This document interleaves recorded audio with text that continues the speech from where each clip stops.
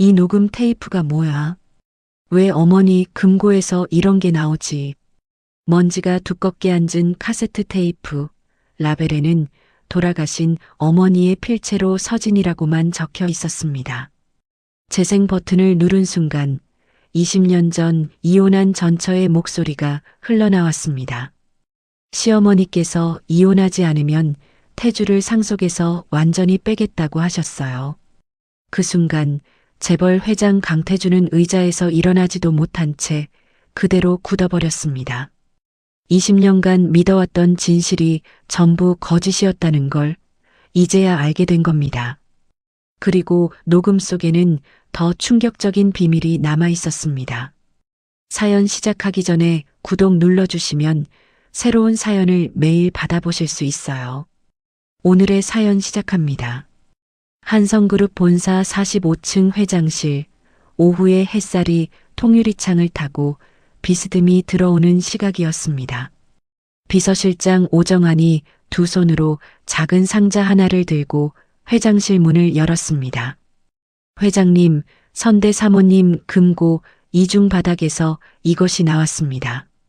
강태주가 서류에서 눈을 떼고 오정환이 내민 상자를 바라봤습니다. 상자 안에는 먼지가 두껍게 앉은 소형 카세트 테이프 하나가 들어 있었습니다. 태주가 테이프를 집어들고 라벨을 확인하는 순간 손끝이 미세하게 멈췄습니다. 라벨에는 5년 전 세상을 떠난 어머니의 필체로 서진이라는 두 글자만 적혀 있었습니다. 이게 뭐야? 왜 어머니 금고에서 이런 게 나오지? 태주가 테이프를 뒤집어 보며 낮은 목소리로 물었습니다. 서진, 윤서진. 20년 전 이혼한 전처의 이름이었습니다. 오정환이 조심스럽게 대답했습니다. 금고 정리 과정에서 이중 바닥이 발견됐고 그 안에 저것만 들어 있었습니다. 태주가 책상 서랍에서 낡은 카세트 플레이어를 꺼냈습니다. 어머니가 생전에 쓰던 것이었습니다. 테이프를 넣고 재생 버튼을 누르자 잡음 섞인 소리와 함께한 여자의 목소리가 흘러나왔습니다. 박 선생님, 시어머니께서 저를 서재로 부르셨어요. 태주의 등이 의자 등받이에 딱 붙었습니다. 20년 만에 듣는 목소리였지만 단번에 알아볼 수 있었습니다. 서진의 목소리였습니다. 이혼하지 않으면 태주를 상속에서 완전히 빼겠다고 하셨어요. 재계에서 아예 매장하겠다고. 태주가 의자에서 일어나지도 못한 채 그대로 굳어버렸습니다. 녹음은 멈추지 않고 계속 이어졌습니다. 처음에는 버티려고 했어요. 그런데 시어머니가 정말로 이사회에 손을 쓸 수 있는 분이잖아요. 태주가 저 때문에 전부 잃는 걸 보고만 있을 수는 없었어요. 태주의 입술이 바짝 말랐습니다. 20년간 태주는 서진이 결혼에 염증을 느끼고 스스로 떠난 것이라 믿어왔습니다. 당시 어머니가 그 여자가 다른 남자를 만나고 있다고 했고 이혼 과정에서 서진은 아무런 해명도 하지 않았습니다. 태주는 어머니의 말에 단 한 번도 의문을 품지 않았습니다. 그런데 지금 이 녹음은 전혀 다른 이야기를 하고 있었습니다. 태주가 테이프의 음질에 귀를 기울였습니다. 서진의 목소리 뒤로 깔리는 배경 잡음이 일반 녹음과 달랐습니다. 서진이 직접 녹음한 것이 아니라 공간 어딘가에 설치된 장치가 대화를 수집한 소리였습니다. 태주의 눈이 천천히 좁아졌습니다. 어머니가 서재에 녹음 장치를 설치하고 며느리와 외부인의 대화를 도청한 것이었습니다. 녹음 속에서 서진의 이야기는 더 깊은 곳으로 내려갔습니다. 이혼하고 나서 한참 뒤에 시어머니가 치매 진단을 받으셨다는 소식을 들었어요. 병원에 아는 분이 알려주셨거든요. 처음 몇 년은 박 선생님이랑 교대로 병원에 다녔고 나중에는 간병인 파견업체에 가명으로 등록해서 직접 돌봤어요. 간병비는 제 월급에서 냈고요. 태주의 손가락이 책상 모서리를 움켜쥐었습니다. 자신을 쫓아낸 시어머니를 서진이 돌봤다는 말이었습니다. 시어머니가 치매 말기에 제 손을 잡으면 유독 편안해 하셨어요. 며느리인 줄은 모르셨겠지만 손의 감촉은 기억하셨나 봐요. 태주의 손이 떨리기 시작했습니다. 플레이어의 재생 버튼을 누르고 있던 손가락에 힘이 들어갔다 풀렸다를 반복했습니다. 녹음의 끝부분에서 서진이 박 선생님에게 부탁하는 말이 나왔습니다. 이 이야기는 시어머니가 돌아가실 때까지 아무한테도 하지 마세요. 약속해 주세요. 재생이 끝나고 잡음만 흐르는 빈 테이프가 돌아가는 소리가 회장실을 채웠습니다. 태주가 뒤늦게 떠올린 기억이 하나 있었습니다. 어머니가 5년 전 돌아가셨을 때 요양병원 측에서 했던 말이었습니다. 수년간 익명으로 간병비를 내고 직접 돌봐주신 분이 계셨습니다. 태주는 당시 독지가의 선행이겠거니 하고 확인하지 않았습니다. 그것이 서진이었을 수도 있다는 생각을 한 번도 해본 적이 없었습니다. 태주가 눈을 감았습니다. 20년 전의 장면들이 하나씩 떠올랐습니다. 이혼 직전 서진이 위자료를 일절 요구하지 않았던 날, 변호사가 상대 측이 재산 분할을 포기했습니다라고 보고했을 때 태주가 코웃음을 쳤던 순간, 마지막으로 현관에서 서진이 캐리어 하나만 들고 돌아서던 뒷모습. 태주 씨 건강하세요. 그 한마디만 남기고 서진은 문을 닫았습니다. 태주가 재생 버튼을 다시 눌러 테이프를 처음부터 돌렸습니다. 서진의 목소리에는 원망도 분노도 없었습니다. 담담하게 사실만을 이야기하고 있었습니다. 서진은 자신이 도청당하고 있다는 사실조차 모른 채 진심을 말한 것이었습니다. 그 담담함이 태주의 가슴을 더 깊이 찔렀습니다. 2시간이 넘도록 회장실에서 아무 연락이 없자 오정환이 조심스럽게 문을 두드렸습니다. 태주가 문을 열었을 때 오정환은 회장의 얼굴빛이 종이처럼 하얗게 변해 있는 것을 보았습니다. 이 테이프가 금고에서 나온 경위를 시간대별로 상세하게 보고해 오정환이 즉시 확인한 내용을 보고했습니다. 금고 이중 바닥은 선대 사모님의 유품 정리 중에 발견되었고 정리를 지시한 사람은 총무팀 김 과장이었습니다. 김 과장은 6개월 전 총무팀에 배치된 인물인데 그전에는 이복 동생 강태식이 운영하는 계열사에서 근무한 이력이 있었습니다. 태주의 눈이 잠깐 좁아졌지만 이내 고개를 저었습니다. 지금 당장은 출처보다 내용의 진위가 먼저였습니다. 태주가 수화기를 들어 법무팀 수석 변호사 한도영에게 직접 전화를 걸었습니다. 한 변호사, 극비로 하나 조사해줘. 윤서진이라는 사람이야. 현재 어디에 살고 무슨 일을 하고 가족관계가 어떤지. 이거는 비서실장하고 자네 둘만 알고 있어야 해. 전화를 끊은 태주가 창 밖의 서울 야경을 바라봤습니다. 20년간 한 번도 꺼내지 않았던 이름이 먼지 쌓인 테이프 하나로 돌아왔습니다. 그날 저녁 한남동 자택에 돌아온 태주는 평소처럼 서재로 향했습니다. 저녁 식사 자리에 나오지 않는 태주를 가사도우미가 유라에게 알렸습니다. 사모님, 회장님이 서재에서 식사도 안 하고 계세요. 유라가 서재 쪽을 한번 바라보다가 고개를 돌렸습니다. 요즘 업무가 많으신가 보지. 내버려둬. 서재 안에서 태주는 새벽 3시가 넘도록 녹음을 반복해서 들었습니다. 마침내 재생을 멈추고 서랍에서 20년 전 이혼 서류 사본을 꺼냈습니다. 서진의 서명란을 오랫동안 들여다보던 태주의 눈이 한 곳에 멈췄습니다. 서명의 끝 획이 평소와 달리 흐트러져 있었습니다. 그 떨림을 태주는 20년 동안 한 번도 알아차리지 못했습니다. 같은 시각 서재 문 앞을 지나가던 유라가 걸음을 멈췄습니다. 문틈으로 낡은 녹음기 특유의 잡음과 함께 낯선 여자의 목소리가 가늘게 새어나오고 있었습니다. 유라가 문손잡이 위에 손을 올렸다가 천천히 내렸습니다.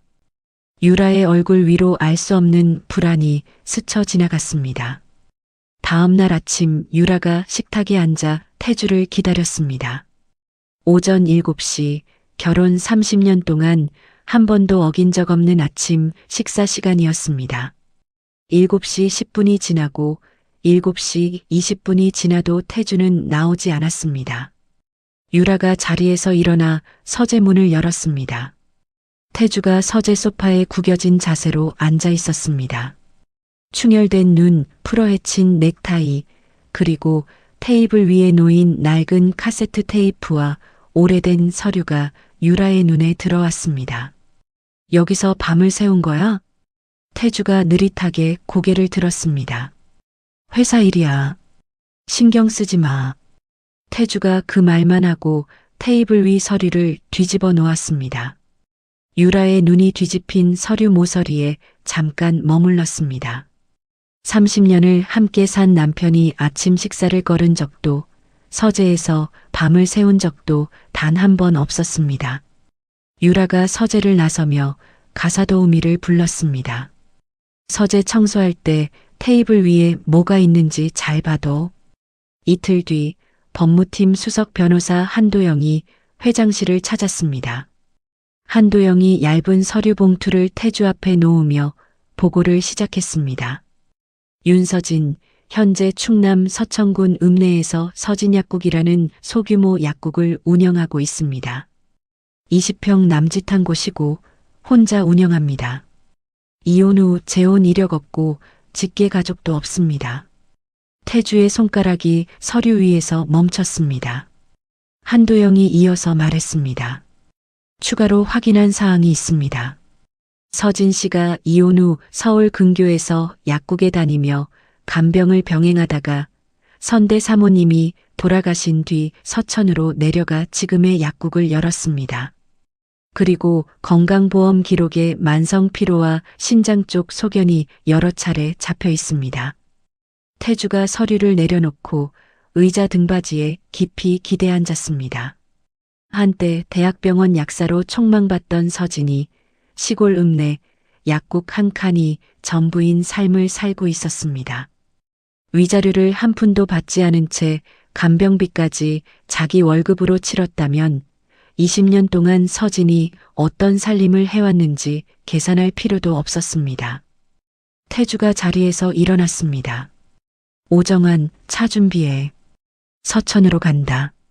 수행원 없이 너하고 나만. 서천 읍내에 도착한 태주는 서진약국 건너편 식당 창가 자리에 앉았습니다. 유리창 너머로 약국 안이 보였습니다. 하얗게 센 단발머리에 마른 체구의 여자가 흰 가운을 입고 처방전을 들여다보며 약을 조제하고 있었습니다.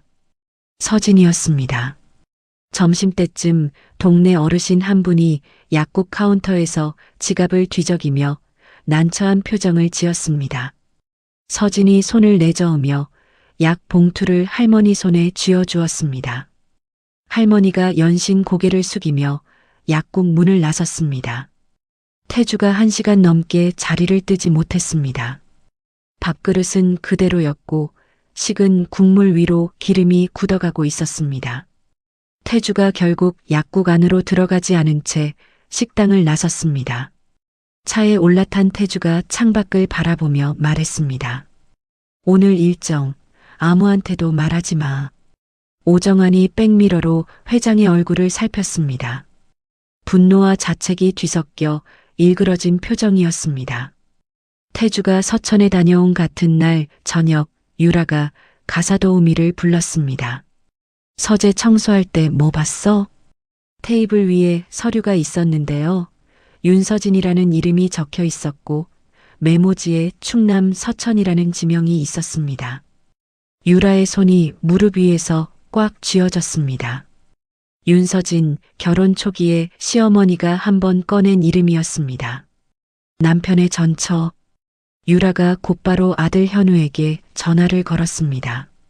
현우야, 아버지가 요즘 심상치 않아. 전처 이름이 적힌 서류를 들고 서재에서 밤을 새고 아침도 안 드시고 뭔가 조사하고 계신 것 같아. 현우가 전화기 너머에서 잠깐 침묵했습니다. 어머니, 아버지가 아침을 걸으셨다고요? 그래. 30년 만에 처음이야. 현우가 아버지의 행동 변화가 보통이 아니라는 것을 인정하면서도 아버지에게 직접 물어볼 엄두를 내지 못했습니다. 회장과 후계자라는 관계 안에서 사적인 대화를 나눠본 적이 거의 없었기 때문입니다. 다음 날 태주가 한도영을 다시 불렀습니다. 녹음에서 서진이 박 선생님이라고 부르는 사람이 있어. 어머니 요양병원 간병인 등록 기록, 파견업체 계약서, 간병비 입금 내역을 전부 뒤져. 한도영이 3일간 조사한 끝에 돌아왔습니다. 요양병원 간병인 등록 명부에서 박정숙이라는 이름을 찾았습니다. 박정숙은 직접 간병을 한 것이 아니라 파견업체에서 중개 역할을 했고 실제 간병인은 윤미경이라는 가명으로 7년 4개월간 등록되어 있었습니다. 그전 약 5년 동안은 비공식적으로 병원을 오가며 간병에 참여한 기록이 남아 있고요. 태주의 입이 굳게 닫혔습니다. 한도영이 메모지를 내밀었습니다. 박정숙의 연락처입니다. 태주가 직접 전화기를 들었습니다. 신호음이 3번 울린 뒤 여자의 목소리가 받았습니다. 태주가 자신의 이름을 밝히자 전화기 너머로 길고 무거운 침묵이 흘렀습니다. 5초쯤 지났을 때 박정숙이 입을 열었습니다. 서진이가 절대 말하지 말라고 했는데 사모님이 돌아가셨으니 이제는 말씀드려도 되겠지요. 박정숙은 서진의 약대 동기이자 간호사로 대전의 종합병원에서 근무하고 있었습니다. 박정숙이 차분하게 그러나 무거운 목소리로 이야기를 시작했습니다. 서진이가 이혼 직후에 저한테 찾아왔어요. 시어머니 간병을 어떻게 해야 하느냐고. 처음 몇 년은 저하고 교대로 비공식으로 돌봤고 나중에 제가 파견업체를 통해서 가명으로 정식 등록을 주선했습니다. 태주가 수화기를 쥔 손에 힘을 주며 물었습니다. 간병비는 월 200만 원이 넘었어요. 서진이가 약국 월급으로 전부 냈습니다. 간병하는 동안 몇 번이나 쓰러졌는데 병원비 아끼려고 제대로 치료도 안 받았어요. 태주가 전화를 끊고 한참 동안 수화기를 내려놓지 못했습니다. 천천히 회장실 서랍을 열어 어머니의 영정 사진을 꺼냈습니다. 사진을 책상 위에 올려놓고 오랫동안 바라봤습니다. 영정 속 어머니는 생전에 단호하고 품위 있는 표정 그대로였습니다. 어머니, 왜 그러셨습니까? 태주의 목소리가 갈라졌습니다. 평생 한 번도 어머니를 원망한 적이 없었습니다. 효심과 배신감이 동시에 가슴 안에서 부딪히며 갈라지는 소리가 태주의 귀에 들리는 듯 했습니다. 어머니가 며느리를 도청하고 협박했다는 사실, 그 녹음을 폐기하지 않고 금고에 넣어두었다는 사실이 태주가 알던 어머니의 모습을 산산이 부수고 있었습니다. 태주가 영정 앞에서 한참을 앉아 있다가 오정환을 불렀습니다. 서진의 약국 주변 상황, 건강 상태, 지금 연락하고 지내는 사람이 있는지 전부 파악해. 단 서진 본인이 절대 눈치채면 안 돼. 오정환이 고개를 숙이고 회장실을 나섰습니다. 태주가 다시 어머니의 영정을 바라봤습니다. 다음에 무엇을 해야 할지 아직 결정하지 못했지만 서진이 지금 어떤 하루를 보내고 있는지만큼은 빠짐없이 알아야겠다는 생각이 태주의 머릿속을 떠나지 않았습니다. 태주가 서진에 대한 추가 조사를 진행하며 마음을 추스르고 있던 그 주 한성그룹 정기 이사회가 열렸습니다. 회의 시작 10분 전 이사회실 문이 열리며 예고 없는 인물이 들어섰습니다. 10년간 변방 계열사만 맡아왔던 이복 동생 강태식이었습니다. 태식이 회의 테이블 끝자리에 앉으며 서류 뭉치를 꺼내 놓았습니다. 이사들의 시선이 일제히 태식에게로 쏠렸습니다. 본인이 보유한 지분 12%와 우호 지분 9%를 합쳐 회장 신임 투표를 정식 안건으로 상정합니다. 태식이 서류를 이사들 앞으로 밀어내며 말했습니다. 최근 회장의 사적 행보가 그룹 경영에 심각한 위험이 되고 있습니다. 회장이 법무팀 수석 변호사를 동원해서 전처의 거주지와 과거 간병 기록을 조사한 사실, 이사님들도 아셔야 합니다. 태주의 눈이 태식을 향해 고정됐습니다. 법무팀의 극비조사 내용을 태식이 알고 있었습니다. 태주가 입을 열려는 순간 중립 성향의 사회이사 한 명이 먼저 말했습니다. 강 부회장, 지금 말씀하신 내용이 사실이라면 검토할 필요는 있겠습니다. 다른 사회이사 2명도 고개를 끄덕이며 유보적인 태도를 보였습니다. 태주의 지지 기반이 흔들리기 시작한 것이었습니다. 이사회가 끝난 직후 태주가 오정환을 불렀습니다. 태식이 법무팀 조사 내용을 어떻게 알았는지 찾아내. 48시간 안에. 오정환이 법무팀 서버의 문서 접근 기록을 역추적했습니다. 한도영의 보고서가 서버에서 한 차례 외부로 복사된 기록이 있었고 그 시점에 접속한 계정은 6개월 전 총무팀으로 옮겨온 김 과장의 공유 아이디였습니다. 김 과장은 태식 부회장의 계열사에서 7년간 근무했고 총무팀 인사이동도 태식 측 인사 담당 임원이 추천한 겁니다. 그리고 금고 이중 바닥 유품 정리를 지시한 것도 이 김 과장입니다. 태주의 턱에 힘이 들어갔습니다. 녹음 테이프가 자신에게 도달한 것은 우연이 아니었습니다. 태식이 수년 전부터 설계한 공작이었습니다. 한도영의 추가 조사 결과가 더해졌습니다. 태식 부회장은 선대 사모님 생전에 요양병원을 정기적으로 문병했고 그 과정에서 익명 간병인이 있다는 것을 알게 됐습니다. 사모님이 돌아가신 뒤에는 유품 정리에 직접 참여해서 금고 이중 바닥에 테이프를 확보했고 수년간 보관하다가 본인 계열사 적자가 심해진 시점에 맞춰 공작을 실행한 겁니다.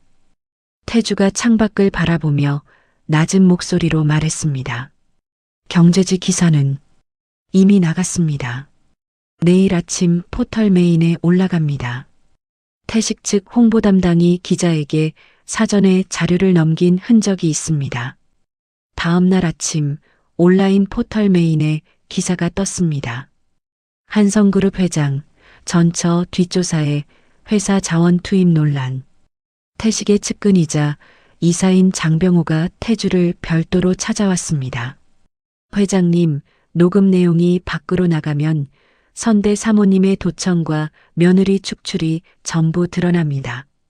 그룹 이미지에 돌이킬 수 없는 타격이 옵니다. 자진 퇴임하시고 태식 부회장 체제로 전환하는 게 그룹을 위한 길입니다.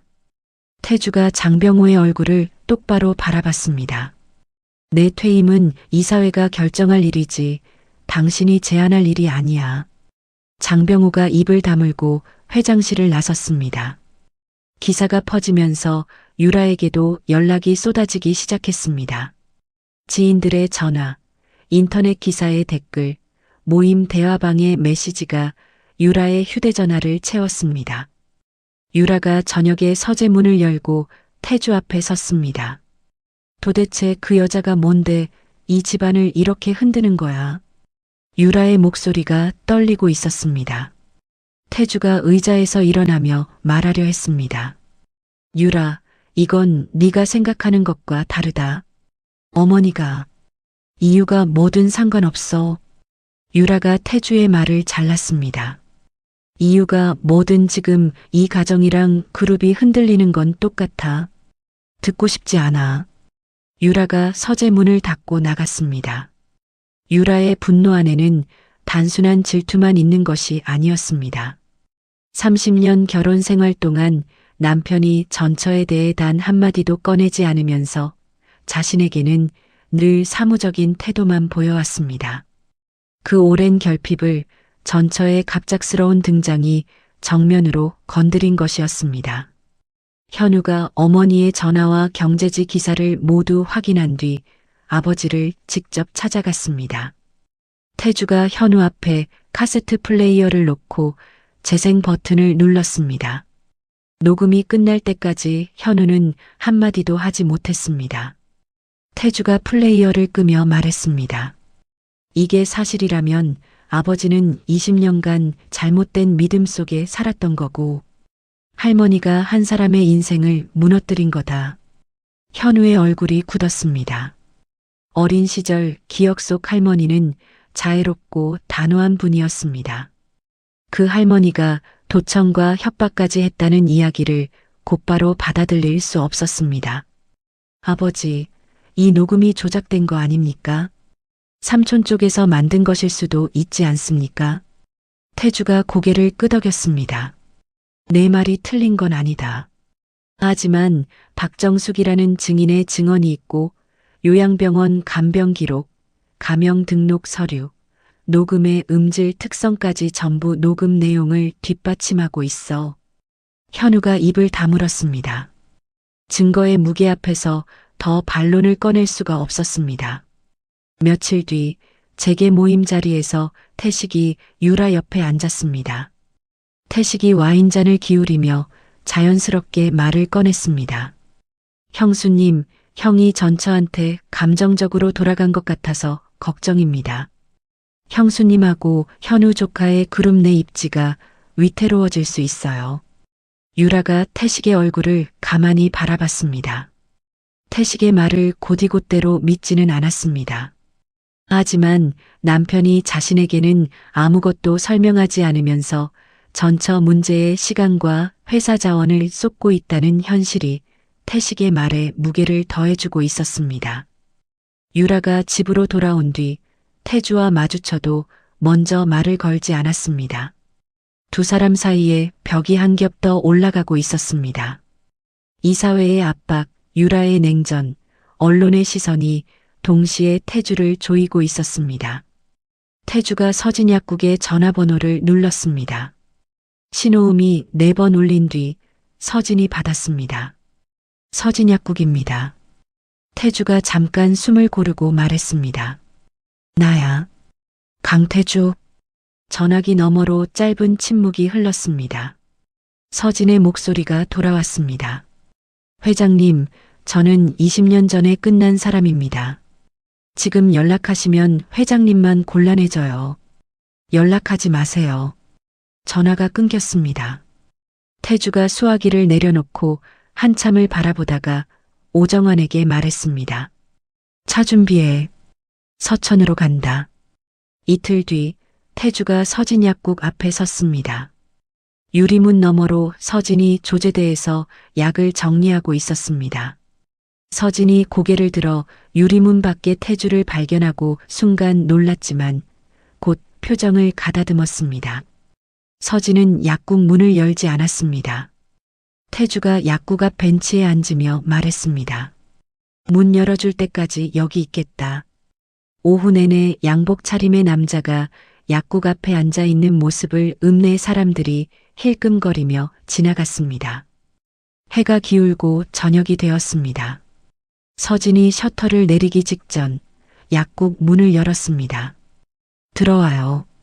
조제실 옆 작은 탁자에 두 사람이 마주 앉았습니다. 서진이 종이컵에 보리차를 따라 태주 앞에 놓으며 말했습니다. 확인하고 싶은 게 있으면 물어봐요. 대신 다 들었으면 돌아가요. 태주가 서진의 눈을 바라보며 한마디를 꺼냈습니다. 녹음을 들었다.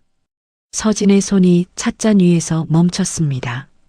서진이 태주의 얼굴을 한참 들여다봤습니다. 그걸 어떻게 가지고 있는 거예요? 서진의 목소리가 가늘게 떨리고 있었습니다. 서진은 자신이 도청당했다는 사실을 이 순간 처음 알게 된 것이었습니다. 약국 안에 20년간의 침묵과 새로운 충격이 동시에 내려앉았습니다. 서진이 보리차를 한 모금 마시고 천천히 잔을 내려놓았습니다. 시어머니가 서재에 녹음 장치를 설치해 자신과 박정숙의 대화를 도청했다는 사실을 서진은 20년이 지나서야 알게 된 것이었습니다. 그분이 거기까지 하셨을 줄은 몰랐어요. 서진이 그 한마디만 하고 고개를 숙였습니다. 태주가 서진의 얼굴을 바라보며 아무 말도 하지 못했습니다. 약국 안의 형광등이 미세하게 깜빡이는 소리만 두 사람 사이에 흘렀습니다. 서진이 고개를 들었습니다. 서진의 눈이 먼 곳을 바라보듯 초점이 흐려졌습니다. 결혼 5년 차 되던 해가을이었어요. 서진이 입을 열기 시작했습니다. 저녁 먹고 나서 시어머니가 서재로 오라고 하셨어요. 들어가니까 문을 잠그셨어요. 그러고는 이렇게 말씀하셨죠. 네가 이 집에 계속 있으면 태주는 상속에서 빠진다. 이 사회에 내가 손을 쓸 수 있다는 거 너도 알지 않느냐. 태주를 살리고 싶으면 스스로 나가라. 태주의 손이 무릎 위에서 움켜쥐어졌습니다. 서진이 잠깐 숨을 고르고 이어서 말했습니다. 거절했어요. 그랬더니 시어머니가 말씀하셨어요. 태주한테 네가 바람을 폈다고 하겠다. 증거는 내가 만들 수 있다고. 태주의 입술이 바짝 마르는 것이 보였습니다. 서진이 보리찻잔을 양손으로 감싸며 말을 이었습니다.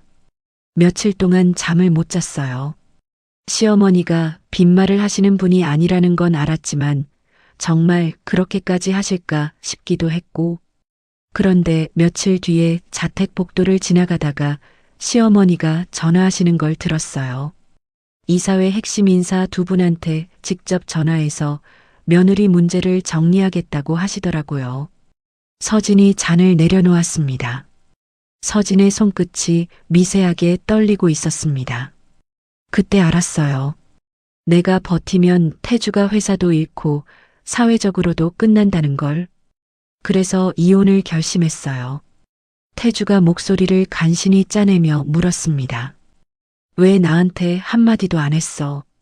서진이 태주의 눈을 똑바로 바라봤습니다. 시어머니가 그러셨어요. 이유를 말하면 태주가 나하고 싸우게 되고 결국 그룹에서 밀려난다고. 당신이 어머니하고 부딪히지 않고 회사를 지키려면 내가 나쁜 사람이 되는 수밖에 없었어요.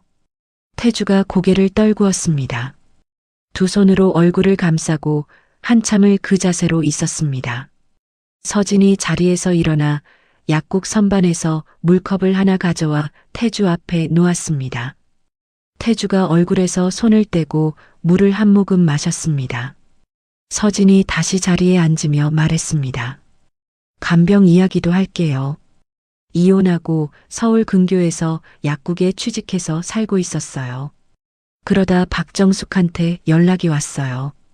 시어머니가 치매 진단을 받으셨다고. 서진이 잠깐 입을 다물었다가 이어갔습니다. 처음에는 관여하지 않으려고 했어요. 나를 그렇게 내쫓은 분인데 내가 왜 가야 하나 싶기도 했고, 그런데 아무리 생각해도 그분은 병든 노인이었어요. 내가 약사니까 할 수 있는 일이 있었고, 그분이 나한테 한 일하고 그분을 돌보는 건 별개라고 생각했어요. 태주가 물컵을 쥔 손에 힘을 주며 물었습니다. 처음부터 혼자 한 거야? 아니요. 처음 5년은 박정숙이랑 교대로 했어요.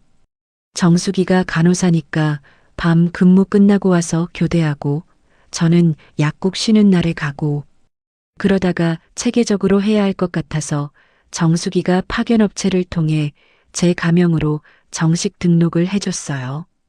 거기서부터 7년 4개월 동안 했고요. 태주의 눈이 서진의 마른 손을 바라봤습니다. 그 손으로 12년이 넘는 세월을 시어머니 곁에서 보낸 것이었습니다. 서진이 보리찻잔을 밀어내며 말했습니다. 사과를 받으려고 이 이야기를 한 게 아니에요.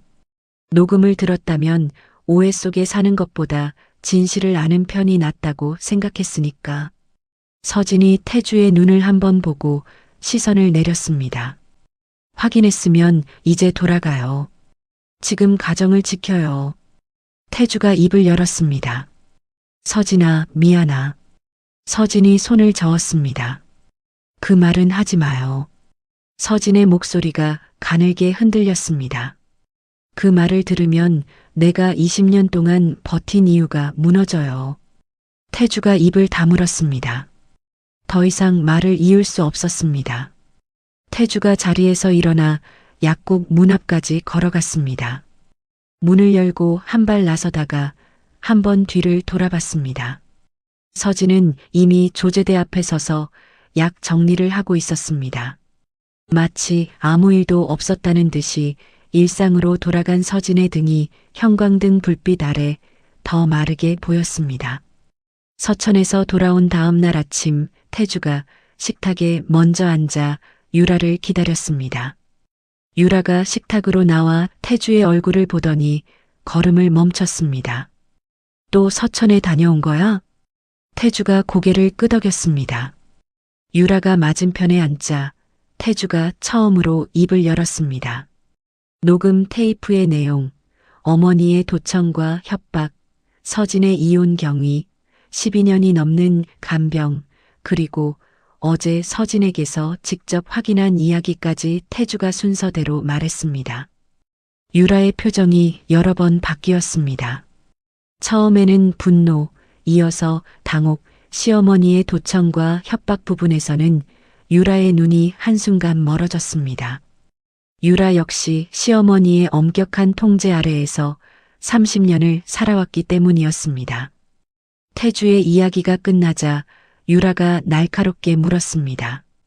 그래서 어쩌자는 거야? 그 여자한테 돌아가겠다는 거야? 서진한테 돌아가려는 게 아니야. 내가 20년간 진실을 외면한 채 살아온 걸 바로잡고 싶은 거야. 그리고 태식이 이 상황을 이용해서 경영권을 노리고 있어. 사적 감정하고 별개로 그룹 방어가 급해. 최소한 이 싸움에서는 같이 대응해야 해. 유라의 입술이 꽉 다물어졌습니다. 남편의 말이 자신을 선택한 것이 아니라 상황 정리를 부탁한 것이라는 사실이 가슴에 박혔습니다. 하지만 동시에 30년 결혼 생활에서 남편이 처음으로 감정을 숨기지 않고 사적인 이야기를 하고 있다는 것을 유라는 알아차렸습니다. 태식 거는 알겠어. 그것만 동의하는 거야. 유라가 식탁에서 일어나며 말했습니다. 태주가 그 뒷모습을 바라보다가 오정환에게 전화를 걸었습니다. 주만호 고문님 뵐 수 있는 시간 잡아줘. 재계 원로이자 사회이사인 주만호가 태주를 맞이했습니다. 주만호가 태식의 지분 구조와 우호 세력 현황을 훑어보고 말했습니다. 태식이 지분만으로는 과반에 못 미치지만 중립 이사 3명이 넘어가면 위험해. 네가 흔들리는 모습을 보이면 중립 이사들이 태식 쪽으로 기운다. 사적 감정은 잠시 접어두고 이사회 과반 확보에 집중해라. 주만호가 안경을 고쳤으며 덧붙였습니다. 태식이가 녹음 테이프를 무기로 쓴다는 건 선대 사모님의 도청과 협박까지 전부 공개할 각오가 됐다는 뜻이야. 그룹 전체가 타격을 받는 걸 감수한다는 건 그만큼 절박하다는 의미지. 태주가 고개를 끄덕이며 한도영에게 지시했습니다. 태식이 녹음 테이프를 의도적으로 유출한 정황을 법적으로 입증할 수 있는 증거를 모두 정리하라고. 한편 서천에서는 서진약국 단골인 김말순 할머니가 카운터에 기대서며 서진에게 물었습니다. 약사 선생님, 어제 양복 입은 분이 하루 종일 밖에 앉아 있었는데 혹시 아는 분이야? 서진이 약 봉투를 정리하며 대답했습니다. 옛날에 아는 분이 잠깐 들른 거예요.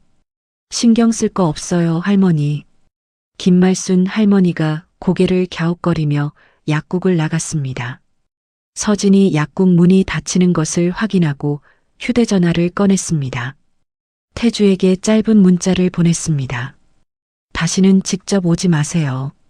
여기 사람들한테 제 과거가 알려지면 안 돼요. 서울에서 문자를 확인한 태주가 화면을 오래 바라봤습니다.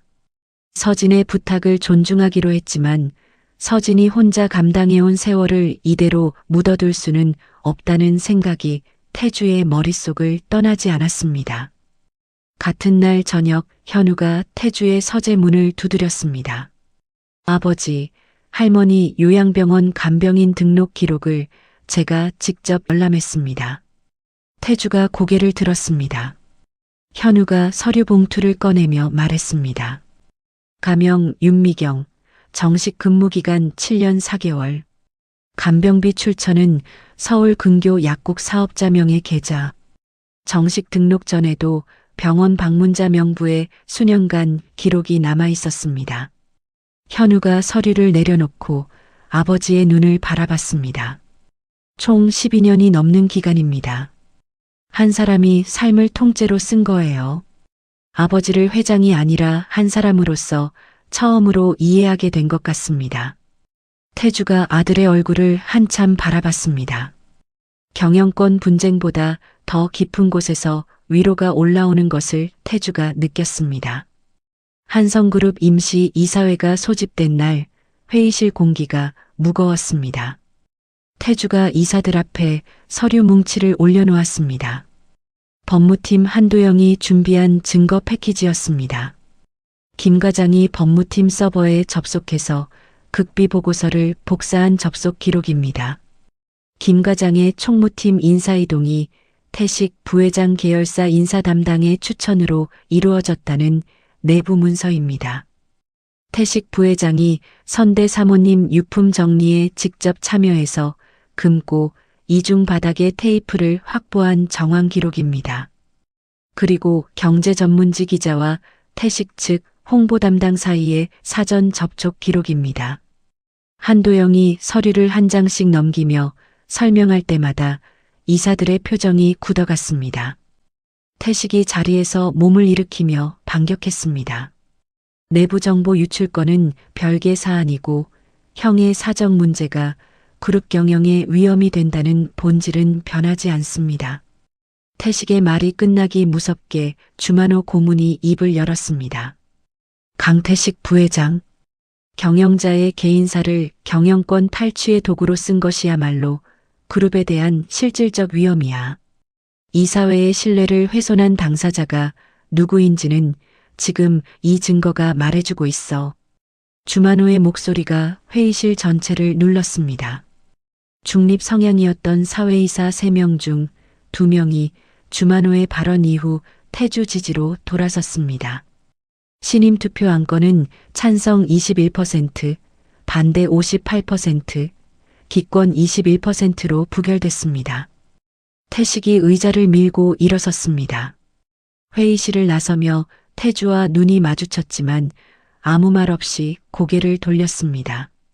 태식의 뒷모습이 회의실 문 밖으로 사라질 때까지 태주는 시선을 거두지 않았습니다.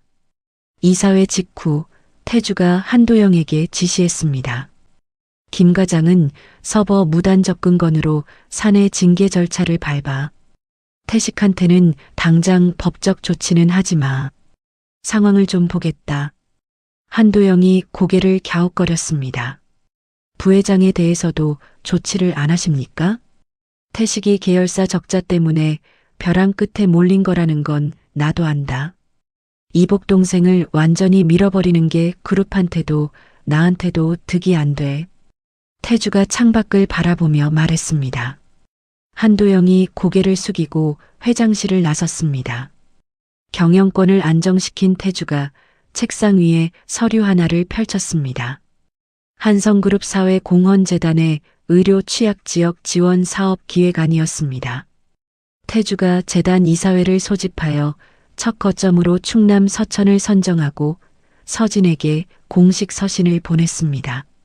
서신에는 서진의 과거나 두 사람의 관계에 대한 말이 한마디도 없었습니다. 서천 지역에서 약국을 운영하며 쌓은 현장 경험과 약사로서의 전문성이 필요하다는 내용만 적혀 있었습니다. 서진이 서신을 받고 약국 카운터에 서서 한참을 읽었습니다. 서진이 서신을 접어 서랍에 넣었습니다. 다음 날 다시 꺼내 읽었습니다. 그 다음 날도 꺼내 읽었습니다. 약국에 드나드는 독거 어르신들의 얼굴이 떠올랐습니다. 가까운 병원까지 버스로 1시간이 넘게 걸려 진료를 포기하는 분들이 한둘이 아니었습니다. 서진이 사흘째 되는 날 저녁 수락회신을 썼습니다. 서진이 박정숙에게 전화를 걸었습니다. 정수가 이상한 일을 하려는 건 아니야. 그냥 내가 할 수 있는 일이 하나 생겼어. 박정숙이 전화기 너머에서 한숨을 내쉬며 말했습니다. 너는 맨날 그런 식이야. 할 수 있는 일이 생기면 또 혼자 다 하려고 하고. 서진이 작게 웃었습니다. 이번엔 혼자 하는 거 아니야. 자문위원 활동을 시작한 서진이 서울 재단 사무국의 회의실에 앉았습니다. 재단 실무진이 준비한 프로그램 기획안을 서진이 한 장씩 넘기다가 고개를 들었습니다. 서천에서는 어르신들이 약 복용 시간을 못 지키는 게 문제가 아니에요. 약을 타러 갈 교통편이 없는 게 문제예요. 읍내 버스가 하루에 3번이거든요. 회의실이 조용해졌습니다. 실무진이 서로 얼굴을 마주보며 기획안을 다시 펼쳤습니다. 태주가 재단 사무국 복도를 지나가다 멈췄습니다. 회의실 유리창 너머로 서진이 서류를 들고 실무진 앞에서 의견을 말하는 모습이 보였습니다. 흰 블라우스에 단정한 차림으로 서류 파일을 든 서진의 모습이 20년 전 대학병원 복도를 약사 가운 입고 걸어가던 모습과 겹쳤습니다. 태주가 그 자리에서 한참 서 있다가 방향을 돌려 회장실로 돌아갔습니다.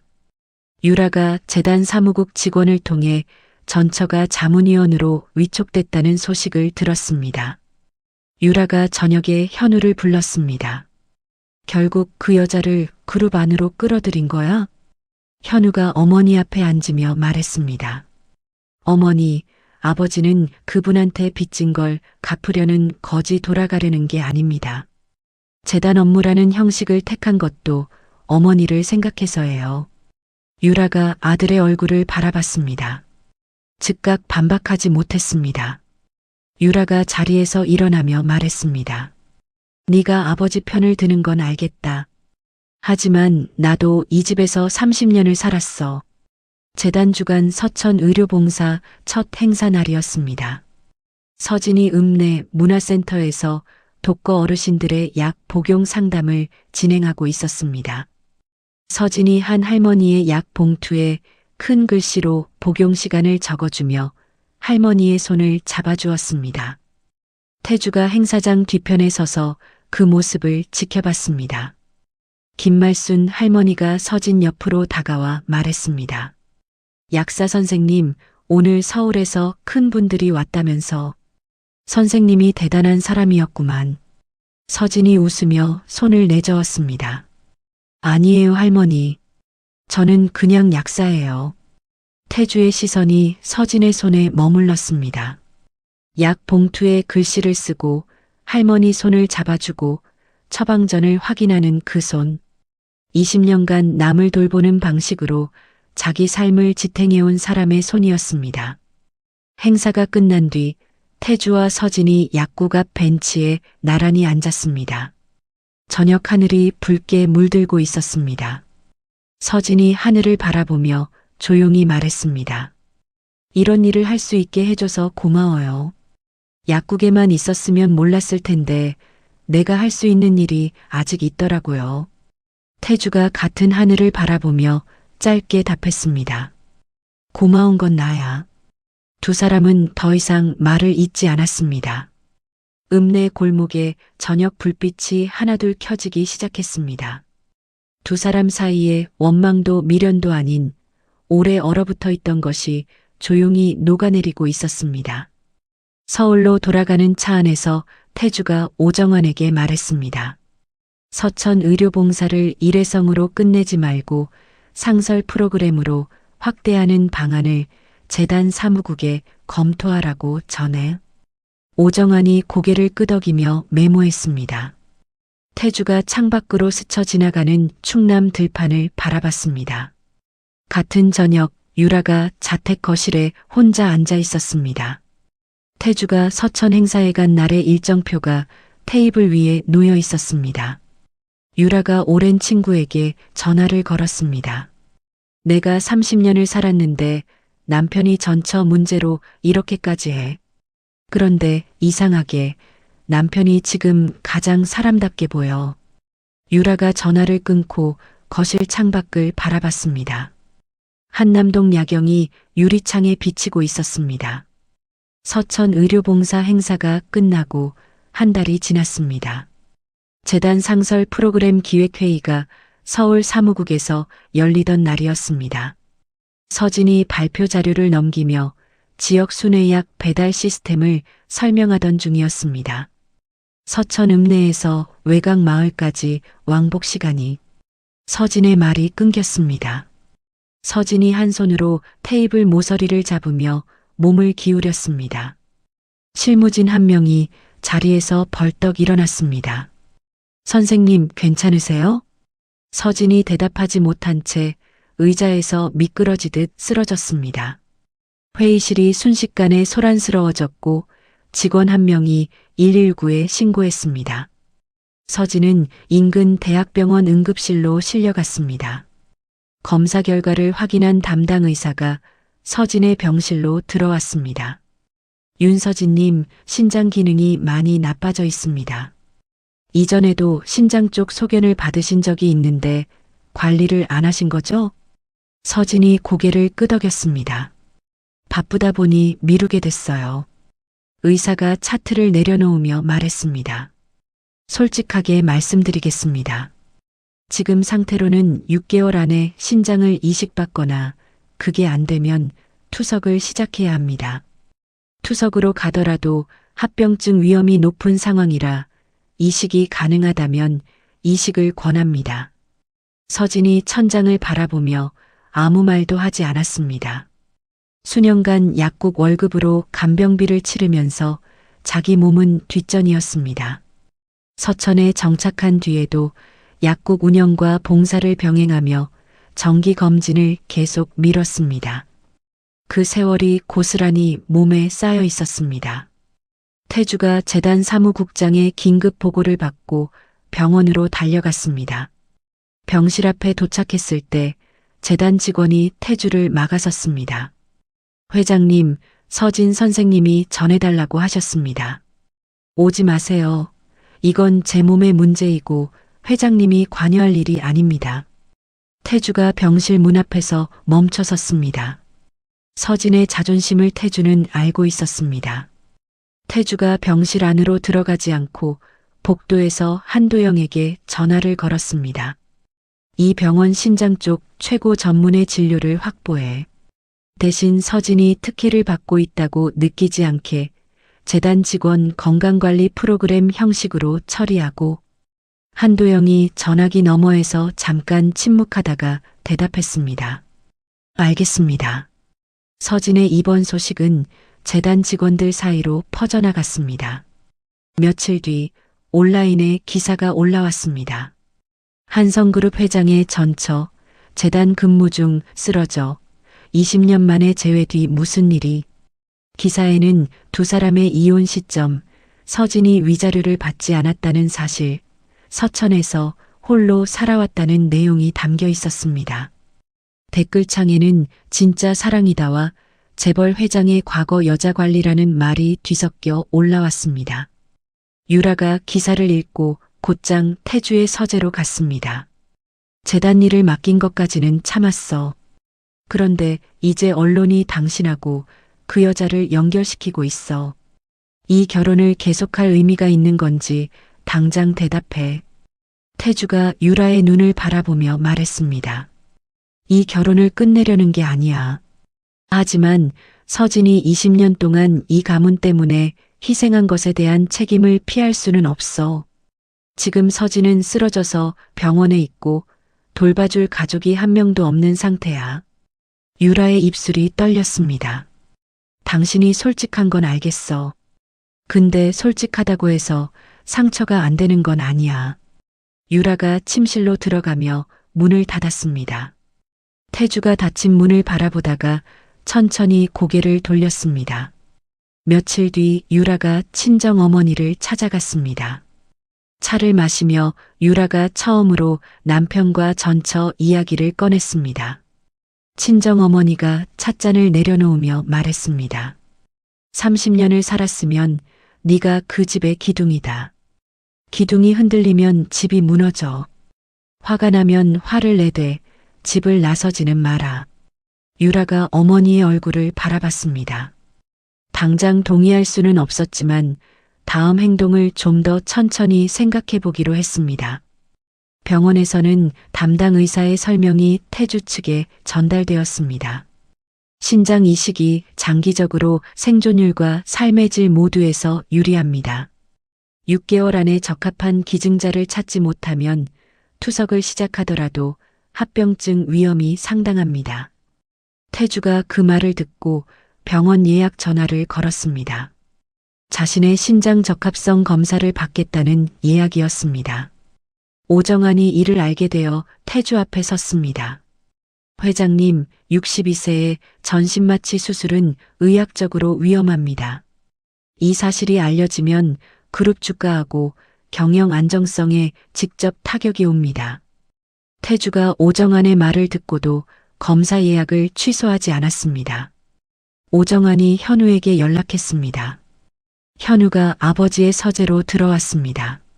아버지, 62세 대기업 회장이 수술대에 올라가면 그룹 전체가 흔들립니다. 아버지가 아니라 제가 검사를 먼저 받겠습니다. 28세가 회복이 훨씬 빠릅니다.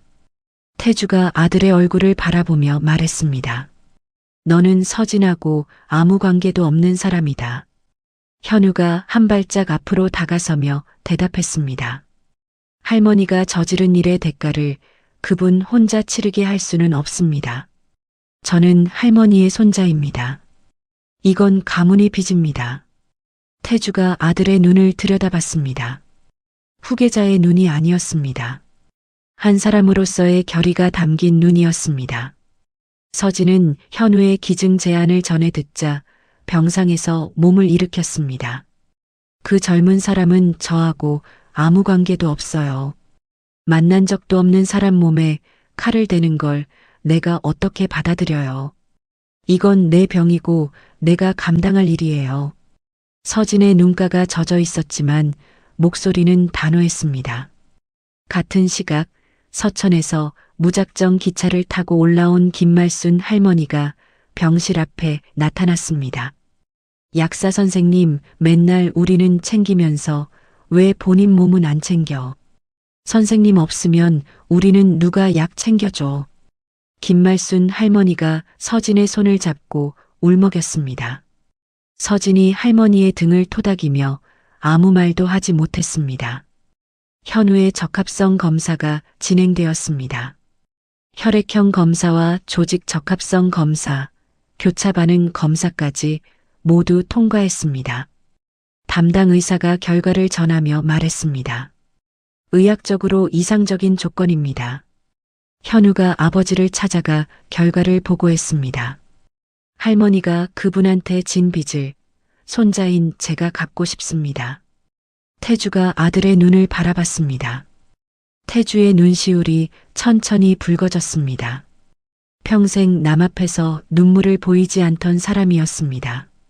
그러나 태주와 현우, 서진 세 사람의 입장은 팽팽하게 맞서 있었습니다. 담당 의사가 태주에게 따로 설명했습니다. 가족이 아닌 사람 사이의 장기 기증은 윤리위원회 심의를 반드시 거쳐야 합니다. 그리고 무엇보다 받는 분 본인이 동의하지 않으면 수술 자체가 진행될 수 없습니다. 마음으로 받아들이지 못한 상태에서 수술을 하면 회복에도 좋지 않고요. 태주가 고개를 끄덕였습니다. 서진의 건강은 하루하루 나빠지고 있었고 설득할 수 있는 시간도 함께 줄어들고 있었습니다. 현우가 아버지와 상의 없이 서진의 병실을 찾아갔습니다. 병실 문을 열고 들어서자 서진이 침대에서 몸을 일으키며 경계하는 눈으로 현우를 바라봤습니다. 윤서진 선생님, 강현우입니다. 서진의 눈이 커졌습니다. 현우가 병실 의자를 끌어 침대 옆에 앉으며 차분하게 말을 시작했습니다.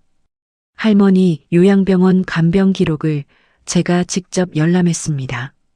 가명 윤미경으로 7년 4개월 정식 등록. 그 전에도 수년간 비공식으로 병원을 오가셨다는 기록도 확인했고요. 간병비 출처가 약국 사업자 명의 계좌라는 것도 봤습니다. 서진이 이불 위로 올린 두 손을 꽉 쥐었습니다. 현우가 서진의 눈을 바라보며 이어갔습니다. 저는 할머니의 손자입니다. 할머니가 살아계셨다면 이렇게 해달라고 하셨을 겁니다. 이건 아버지 부탁이 아니라 제 결정입니다. 서진이 현우의 얼굴을 한참 들여다봤습니다. 젊은 시절 태주와 닮은 눈매가 거기 있었습니다. 서진의 입술이 떨렸지만 말이 나오지 않았습니다. 현우가 자리에서 일어나며 마지막으로 말했습니다. 선생님이 거절하시면 저는 이해합니다. 한 가지만 알아주세요. 동정이나 죄책감이 아닙니다. 할머니가 하지 못한 일을 대신하고 싶어서 온 겁니다. 현우가 고개를 숙이고 병실을 나섰습니다. 서진이 닫힌 문을 오래 바라봤습니다. 그날 밤 서진은 잠을 이루지 못했습니다. 20년 동안 서진은 모든 것을 혼자 감당해왔습니다. 누구에게도 짐이 되지 않기 위해서였습니다. 새벽녘 병실 창문으로 첫 빛이 스며들 때 서진이 창밖을 바라보며 생각했습니다. 자신의 그 고집이 도우려는 사람의 마음까지 밀어내는 또 다른 벽이 된 것은 아닌지. 다음 날 아침 서진이 담당 의사를 불렀습니다. 수술 동의서에 서명하겠습니다. 대신 조건이 하나 있어요. 현우 씨 몸에 혹시라도 문제가 생기지 않도록 수술 전후 검사를 가장 엄격한 기준으로 해주세요. 의사가 고개를 끄덕였습니다. 서진의 동의에 따라 윤리위원회 심의가 진행되었습니다. 현우가 심의위원회 면담에 직접 출석했습니다. 심의위원이 현우에게 물었습니다. 기증 동기를 말씀해 주세요. 금전적 대가나 외부 압력이 있었습니까? 현우가 의자에 똑바로 앉아 대답했습니다. 없었습니다. 제 할머니가 이분한테 진 빚을 손자인 제가 갚고자 하는 겁니다. 심의위원 3명이 서로 눈을 마주쳤습니다. 추가 질문이 이어졌지만 현우의 대답은 처음부터 끝까지 같았습니다. 위원회가 현우의 자발성을 인정하여 심의를 통과시켰고 수술 일정이 공식 확정되었습니다. 수술 3일 전 유라가 예고 없이 병원에 나타났습니다. 복도를 걸어가던 유라가 멈춰 섰습니다. 수술 전 최종 검사를 마치고 나오는 서진과 가까이 마주쳤습니다. 두 사람이 처음으로 가까운 거리에서 서로를 바라봤습니다. 유라의 눈이 서진의 마른 어깨와 핏기 없는 얼굴 위를 천천히 훑었습니다. 유라가 입을 열었습니다. 현우는 내 아들이기도 해요. 아들이 하겠다는 일을 막을 생각은 없습니다. 서진이 유라를 향해 고개를 숙였습니다. 감사합니다. 그리고 죄송합니다. 유라가 아무 대답도 하지 못한 채 돌아섰습니다. 병원을 나서는 유라의 걸음이 느려졌습니다. 30년간 질투하고 경계했던 전처가 병원 가운 차림에 홀로 서 있던 모습이 자꾸 떠올랐습니다. 친구에게 남편이 지금 가장 사람답게 보인다고 했던 자기 목소리가 겹쳤습니다. 친정어머니가 기둥이 흔들리면 집이 무너진다고 했던 말도 겹쳤습니다. 유라의 분노가 서진을 향한 것이 아니라는 걸 유라는 서서히 인정하기 시작했습니다. 이 모든 것을 만든 시어머니, 20년간 진실을 몰랐던 남편, 그리고 형식적인 결혼에 안주했던 자기 자신, 분노가 향해야 할 곳은 거기였습니다. 수술 당일이었습니다. 현우가 먼저 수술실로 들어갔습니다. 태주가 수술실 앞 복도에서 두 손을 맞잡은 채 서 있었습니다. 오정환과 한도영이 옆을 지켰고 서천에서 다시 올라온 김말순 할머니가 복도 끝 의자에 앉아 두 손을 모으고 있었습니다. 태주의 맞잡은 손에 힘이 들어갔다 풀렸다를 반복했습니다. 자신이 아닌 아들이 수술실 안에 있었습니다. 6시간이 지났습니다. 수술실 문이 열리고 집도의가 나왔습니다. 기증자와 환자 모두 상태가 안정적입니다. 이식한 신장의 초기 기능도 양호합니다. 태주가 복도 벽에 등을 기댔습니다. 다리에서 힘이 빠지며 천천히 미끄러지듯 주저앉았습니다. 오정환이 달려와 부축했지만 태주는 한참 동안 그 자세에서 일어나지 못했습니다. 회복실에서 마취가 풀린 서진이 눈을 떴습니다. 서진이 가장 먼저 한 말은 이것이었습니다. 현우 씨는 괜찮아요? 간호사가 옆 회복실의 현우에게 전했습니다. 현우가 힘없이 웃으며 말했습니다. 서진 선생님한테 걱정 말라고 전해주세요. 저 멀쩡합니다. 태주가 현우의 회복실에 들어갔습니다. 마취에서 완전히 깨어난 아들의 손을 잡고 한동안 말없이 서 있었습니다. 네가 자랑스럽다. 태주의 목소리가 낮게 갈라졌습니다. 현우가 아버지를 올려다보며 힘없이 웃었습니다. 아버지, 저 이제 좀 어른 된 것 같죠? 태주의 입가에 웃음이 번지다가 눈가가 젖었습니다. 태주가 고개를 돌려 창밖을 바라봤습니다. 서진의 회복이 순조롭게 진행되었습니다. 2주 뒤 퇴원이 가능하다는 소견이 나왔습니다. 태주가 서진에게 서울에 머물며 재단 일을 계속하는 것을 제안했지만 서진은 며칠을 고민한 끝에 대답했습니다. 서천으로 돌아갈게요. 재단 자문은 계속할 테니까. 약국 어르신들이 기다리고 있어요. 태주가 고개를 끄덕였습니다. 경영권 분쟁 이후 조용히 물러나 있던 태식에게서 전화가 왔습니다. 태주가 전화를 받자 태식의 목소리가 들려왔습니다. 형, 내가 졌다는 건 알아. 그런데 한 가지만 묻겠다. 어머니가 그런 분이라는 걸 형도 정말 몰랐어? 태주가 한참 아무 말도 하지 않았습니다. 길고 무거운 침묵 끝에 태주가 입을 열었습니다. 몰랐다. 그리고 그게 내 잘못이야. 전화기 너머에서 태식이 숨을 내쉬는 소리가 들렸습니다. 태주가 이어서 말했습니다.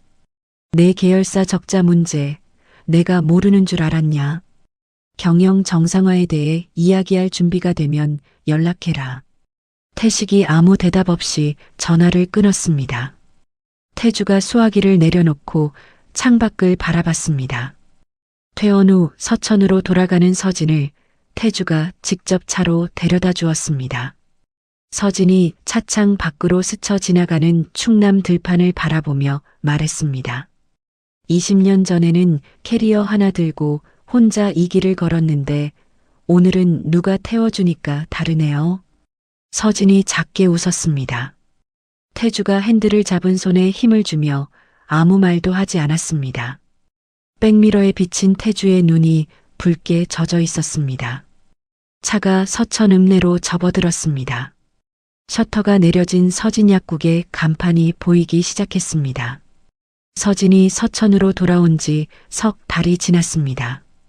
서진 약국이 새롭게 단장한 모습으로 문을 열었습니다. 약국 문패 옆에 한성사회공헌재단 서천거점이라는 작은 명패가 하나 더 걸렸습니다. 서진이 흰 약사 가운을 입고 카운터에 섰습니다. 첫 손님은 김말순 할머니였습니다. 할머니, 이거 혈압약이에요. 아침에 한 알씩 밥 드시고 나서 드세요. 서진이 약 봉투에 큰 글씨로 복용 시간을 적어 할머니 손에 쥐어주었습니다. 김말순 할머니가 약 봉투를 두 손으로 받으며 서진의 얼굴을 찬찬히 들여다봤습니다.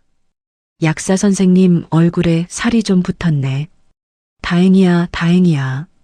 서진이 웃으며 할머니의 등을 토닥였습니다. 재단 서천거점의 업무는 서진이 직접 설계했습니다. 독거 어르신들의 약 복용 관리, 읍내까지 이동이 어려운 분들을 위한 약 배달, 분기마다 한 번씩 무료 건강 상담을 여는 것이 핵심이었습니다. 약사로서 현장에서 쌓은 경험이 비로소 체계를 갖춘 사업이 된 것이었습니다. 같은 시기 한성그룹 정기 이사회가 열렸습니다. 태주가 이사들 앞에서 자리에서 일어났습니다. 오늘 한 가지 말씀드릴 것이 있습니다. 선대 사모님이 당시 며느리였던 윤서진에게 도청과 부당한 압력을 행사하여 이혼을 강요한 사실이 있었습니다. 이 그룹의 과거에 잘못된 부분이 있었음을 인정하는 것이 앞으로의 신뢰를 위한 출발점이라 생각합니다. 회의실이 술렁였습니다. 원로 이사 한 명이 안경을 고쳤으며 말했습니다. 선대의 사적인 문제를 이사회 석상에서 공개하는 게 적절합니까? 주만호 고문이 입을 열었습니다. 기업의 신뢰는 과거를 덮는 데서 오는 게 아니라 과오를 인정하는 데서 시작됩니다. 이 일을 철회해 주시기 바랍니다. 원로 이사가 입을 다물었습니다. 태주의 발언이 이사회 회의록에 기록되었습니다. 이사회가 끝난 날 저녁 유라가 태주의 서재문을 열었습니다. 태주가 고개를 들었습니다. 유라가 서재 안으로 들어와 태주 맞은편 의자에 앉았습니다. 한참 동안 아무 말이 없었습니다. 유라가 먼저 입을 열었습니다. 당신의 첫 번째 선택이 내가 아니었다는 것을 이제 인정해. 그걸 인정하는데 30년이 걸렸어. 태주가 유라의 눈을 바라봤습니다. 유라가 이어서 말했습니다. 하지만 앞으로의 시간은 다르게 만들고 싶어. 태주가 책상 위에 서류를 내려놓고 유라를 향해 몸을 돌렸습니다. 유라, 30년 동안 당신한테 솔직하지 못한 건 내가 부족했어. 이 결혼을 형식으로만 유지해온 것도 내 잘못이야. 유라의 눈가가 붉어졌지만 울지는 않았습니다. 두 사람은 처음으로 서로의 부족함과 잘못을 동시에 꺼내놓았습니다. 남은 시간을 형식이 아닌 부부로서 다시 시작해보기로 했습니다. 현우는 수술 후 완전히 회복하여 한성그룹 전략기획실에서 경영 일선에 합류했습니다. 사내에서 시선이 따랐지만 현우는 개의치 않았습니다. 현우는 재단 사업에도 관여하여 서천 의료봉사 프로그램의 예산 확보와 다른 지역 확대를 직접 기획했습니다. 서진이 서울병원 외래 진료차 올라올 때마다 재단 사무국에서 현우와 서천 프로그램 현황을 논의했습니다.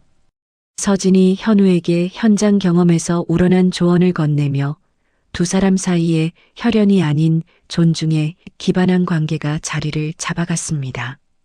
어머니의 기일이 돌아왔습니다. 태주가 묘소를 찾아갔습니다. 묘비 앞에 하얀 국화 한 다발이 이슬에 젖어 놓여 있었습니다. 태주가 국화를 바라보며 오랜 시간 서 있었습니다. 어머니, 이제야 아셨을 겁니다. 며느리가 어떤 사람이었는지. 태주가 낮은 목소리로 말하고 고개를 숙였습니다. 묘소에서 돌아오는 길에 태주가 오정환에게 전화했습니다. 묘지 관리소에 확인해봐. 기일마다 국화를 가져다 놓은 사람이 누구인지. 오정환의 확인 결과가 돌아왔습니다. 매년 기일 하루 전에 충남 서천에서 올라온 여성이 묘역을 청소하고 국화를 놓아두었다는 기록이었습니다. 태주가 전화기를 내리고 한참 동안 아무 말도 하지 못했습니다. 가을이 되었습니다. 재단 주관 서천 지역사회 건강 돌봄 박람회가 서천군 문화센터에서 열렸습니다. 서진이 무대에 올라갔습니다. 서진이 직접 만든 어르신 맞춤약 복용 안내서와 지역 순회약 배달 시스템의 6개월 운영 성과를 발표했습니다. 무대 아래 객석에서 태주, 현우, 유라, 오정환, 한도영이 나란히 앉아 그 모습을 지켜봤습니다. 발표를 마친 서진이 객석을 향해 감사 인사를 하는데 앞줄에 앉은 김말순 할머니가 벌떡 일어났습니다. 우리 약사 선생님 최고야. 할머니가 두 손을 높이 들어 박수를 쳤습니다. 읍내 어르신들이 함께 박수를 보냈습니다. 서진의 눈시울이 잠깐 붉어졌지만 곧 미소를 지으며 고개를 숙였습니다. 행사장에서 유라가 서진에게 다가갔습니다. 서진이 어르신 한 분의 손을 잡고 약 설명을 하는 것을 가까이에서 지켜본 뒤였습니다. 수고하셨습니다. 유라가 짧게 인사했습니다. 서진이 유라를 바라보며 대답했습니다. 사모님 와주셔서 감사합니다. 두 사람은 처음으로 적대가 아닌 인사를 나눴습니다. 행사가 끝난 저녁 태주와 서진이 약국 앞 벤치에 나란히 앉았습니다. 서진이 읍내 골목을 바라보며 말했습니다. 이상하네요. 5년 전에 서천에 왔을 때는 이런 벤치 같은 것도 없었는데 지금은 여기가 제일 편해요. 태주가 같은 골목을 바라보며 답했습니다. 그때는 내가 벤치 하나 놓아줄 생각도 못했으니까. 두 사람은 더 이상 말을 잇지 않았습니다. 읍내 골목에 저녁 불빛이 하나둘 켜졌습니다. 1년 뒤 현우가 한성그룹 신임 부회장 취임식에서 임직원들 앞에 섰습니다. 제가 배운 가장 큰 경영 철학은 이사회실에서가 아니라 서천의 작은 약국에서 배웠습니다. 사람을 돌보는 일이 결국 가장 오래가는 가치입니다. 객석에서 태주가 조용히 미소 지었습니다. 유라도 자리에서 박수를 쳤습니다. 서천 약국에서 서진이 일을 하고 있었습니다. 우편 배달부가 편지 한 통을 건넸습니다. 서진이 봉투를 열었습니다. 태주의 필체였습니다. 당신한테 미안하다는 말을 더 이상 하지 않기로 했다. 대신 당신이 보여준 것들을 기억하며 남은 시간을 살겠다. 약국 잘 되고 있다니 다행이다. 서진이 편지를 접어 조제대 서랍에 넣었습니다. 서랍 안에는 태주가 보낸 재단 자문위원 위촉 서신, 현우가 퇴원 후 보낸 건강하세요라는 짧은 엽서, 김말순 할머니가 건넨 읍내 어르신들의 감사 서명이 담긴 종이 한 장이 함께 놓여 있었습니다. 20년간 비어있던 서랍이 사람들의 마음으로 채워져 있었습니다. 서진이 서랍을 닫고 고개를 들었습니다. 다음 분 들어오세요. 서천 읍내 저녁 노을 아래 서진 약국의 불빛이 따뜻하게 켜져 있었습니다. 유리창 너머로 서진이 흰 가운을 입은 채 단골 어르신에게 약 봉투를 건네며 환하게 웃고 있었습니다. 약국 간판과 그 옆에 한성사회공헌재단 서천 거점 명패가 나란히 저녁빛을 받고 있었습니다. 20년이라는 시간 동안 서진은 단 한마디 해명도 하지 않았습니다. 자기가 나쁜 사람이 되면 태주가 지킬 수 있는 것들이 있다고 믿었기 때문입니다. 위자료 한 푼 받지 않고 떠나서 자기를 쫓아낸 시어머니를 12년 넘게 돌보고 매년 기일마다 묘소에 국화를 놓아두었습니다. 아무도 모르게, 아무도 알아주지 않아도 그게 서진이 사랑을 지키는 방식이었습니다. 태주는 뒤늦게 진실을 알았지만 후회에 머물지 않았습니다. 아들 현우는 만난 적도 없는 사람에게 자기 몸의 일부를 내어주었습니다. 유라는 30년 만에 처음으로 남편과 솔직한 대화를 나눴습니다. 누군가의 진심이 밝혀지자 그 주변 사람들도 하나둘 변하기 시작한 겁니다. 서천 읍내 작은 약국에서 흰 가운을 입고 어르신들 약 봉투에 큰 글씨를 적어주는 서진의 모습이 이 이야기가 전하고 싶은 마지막 장면입니다. 대단한 복수도 화려한 반전도 아닙니다. 그저 한 사람이 묵묵히 지켜온 마음이 결국 제 빛을 찾았다는 이야기입니다. 이야기를 끝까지 들어주신 분이 계시다면 잘 들었다고 댓글 하나만 남겨주세요. 감사합니다.